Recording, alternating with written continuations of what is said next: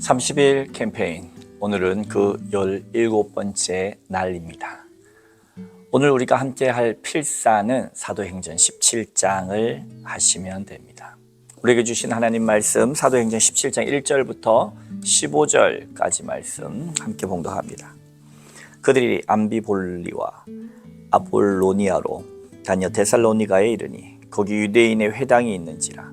바울이 자기의 관례대로 그들에게 들어갔어 새 안식일에 성경을 가지고 강론하며 뜻을 풀어 그리스도가 해를 받고 죽은 자 가운데서 다시 살아나야 할 것을 증언하고 이르되 내가 너희에게 전하는 이 예수가 곧 그리스도라 하니 그 중에 어떤 사람 곧 경건한 헬라인의 큰 무리와 적지 않은 귀부인도 고난을 받고 바울과 실라를 따르나 그러나 유대인들은 시기하여 저자의 어떤 불량한 사람들을 데리고 때를 지어 성을 소동하여 하게 하여 야손의 집에 침입하여 그들을 백성에게 끌어내려고 찾으나 발견하지 못하매 야손과 몇 형제들을 끌고 읍장들 앞에 갔어 소리질러 이르되 천하를 어지럽게 하던 이 사람들이 여기도 이르매 야손이 그들을 맞아들였도다. 이 사람들이 다 가이사의 명을 거역하여 말하되 다른 임금 곧 예수라 하는 이가 있다 하더이다 하니 무리와 읍장들이 이 말을 듣고 소동하여 야손과 그 나머지 사람들에게 보석금을 받고 놓아주니라. 밤에 형제들이 곧 바울과 실라를 베레아로 보내니 그들이 이르러 유대인의 회당에 들어가니라. 베레아에 있는 사람들은 데살로니가에 있는 사람들보다 더 너그러워서 간절한 마음으로 말씀을 받고 이것이 그러한가 하여 날마다 성경을 상고하므로 그 중에 믿는 사람이 많고 또 헬라의 기부인과 남자가 적지 아니하나 데살로니가에 있는 유대인들은 바울이 하나님의 말씀을 베레아에서도 전하는 줄을 알고 거기도 가서 무리를 움직여 소동하게 하거늘 형제들이 곧 바울을 내보내어 바다까지 가게 하되 실라와 디모데는 아직 거기 머물더라.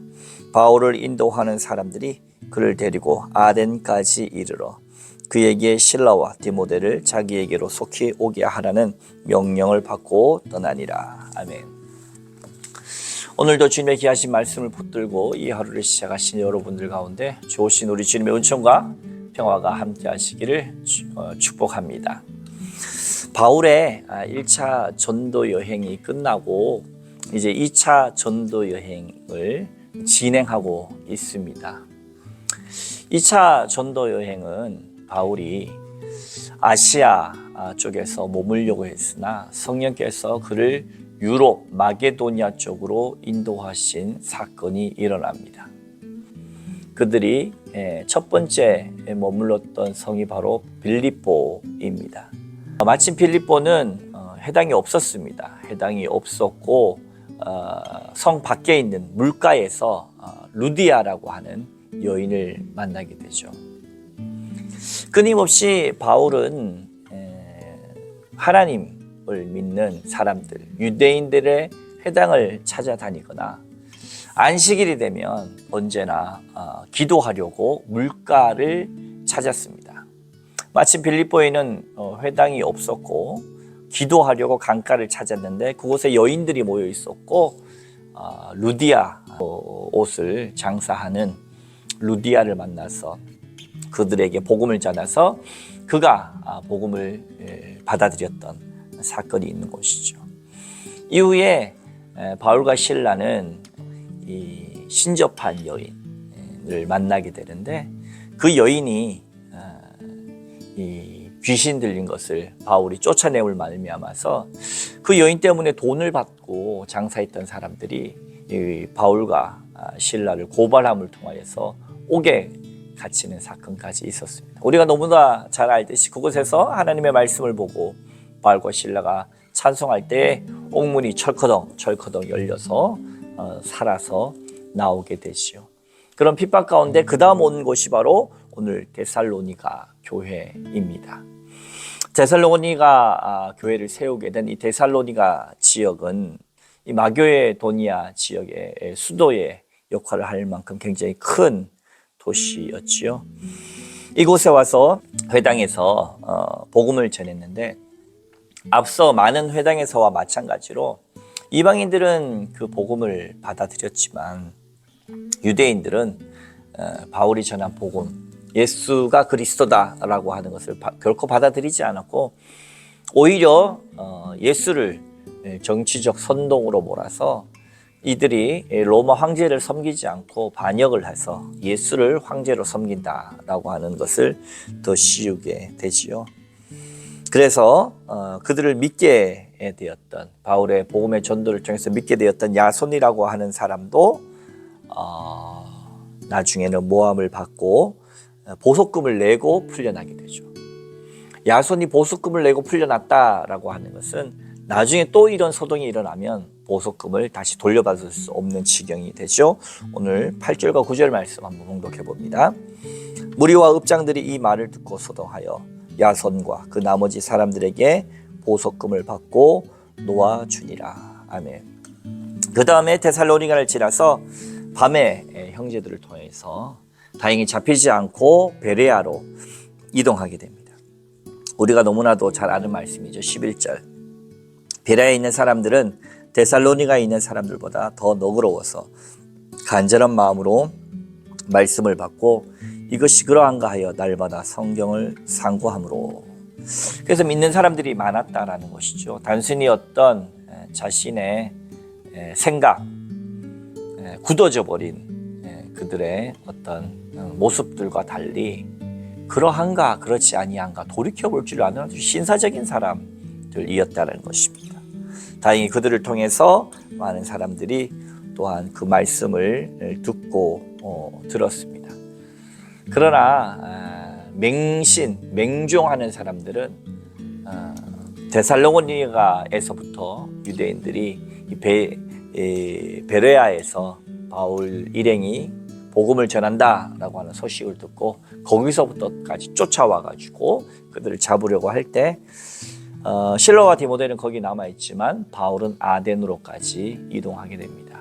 또 그곳에서 우리가 잘 아는 아레오바고에서 알지 못하는 신을 들어서 많은 당시의 학자들과 논쟁을 하면서 예수를 전하는 모습까지 나타나게 됩니다.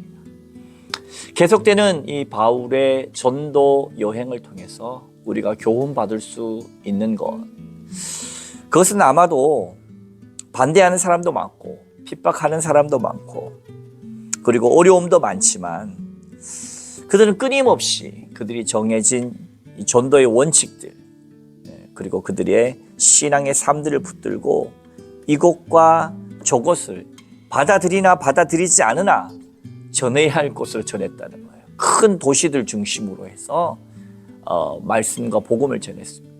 근데 그러한 복음의 씨앗들이 다 뿌리를 내려서 교회들이 세워지고 나중에 고린도에서 이 데살로니가에 있는 사람들이 잘 믿음이 형성된 것을 알고 기쁨으로 데살로니가 전서를 쓰게 되지 않습니까? 그런 것처럼 바울은 그들이 받고 안 받고를 떠나서 전했다라고 하는 사실이 참 놀랍습니다. 우리는 가능할 것 같은 것만 할 때가 많죠. 그것은 믿음이 아닙니다. 믿음이라고 하는 것은 가능할 것 같아서 하는 것이 아니라 가능하든 가능하지 않든 우리가 해야 하기에 순종하는 것이 바로 믿음입니다. 사도 바울과 그 일행들이 끊임없이 2차 전도 여행을 통해서도 핍박받고 박해받고 도망 다니면서까지 그들의 형제들의 도움을 받아 밤에 피신하면서까지도 끊임없이 복음을 들고 이곳저곳을 다녔던 것을 생각할 때 정말 그들은 복음에 미친 자들이었다라고 말할 수 있겠습니다. 그들은 전하지 않고는 그들의 인생이 무의미했던 자들이었던 것 같습니다. 우리는 어떻습니까? 이 땅 가운데 살아가면서 우리가 신앙 가운데 이 신앙을 통하여서 참 가치 있는 일 그리고 참 복된 일 주께서 주신 사명을 향하여 하루 또 하루 살아가고 있습니까? 그것을 다시 한번 되새기면서 오늘 이 하루 살아갈 때에 바울과 그 일행들처럼 하나님 우리가 주께서 우리에게 주신 사명을 향하여서 끊임없이 믿음을 가지고 꼭 가능할 것 같은 일만 하는 것이 아니라 해야 할 일, 주께서 맡기신 일들을 믿음을 가지고 도전하면서 주의 증인들 삶 살 수 있도록 인도하여 주옵소서. 결단하며 나가시는 귀한 날들 다 되시기를 주님의 이름으로 축복합니다. 함께 기도하겠습니다. 하나님 아버지, 2차 전도 여행이 시작되었고 이제 베레와 17장 끝에 아덴까지 이르렀습니다. 그리고 이제 곧 고린도로 진행되어집니다. 수많은 전도 여행의 곳곳을 통하여서 그들은 정말로 복음 전하기를 쉬지 않았던 모습들을 바라보면서 하나님, 우리도 우리에게 맡겨주신 일들에 대해서 우리의 판단대로 가능할 것 같다 하지 않을 것 같다 할 것이 아니라 믿음으로 날마다 순종하며 증거하며 사는 인생 되게 하여 주옵소서. 감사하며 예수님 이름으로 간절히 기도하옵나이다. 아멘. Hallelujah, praise.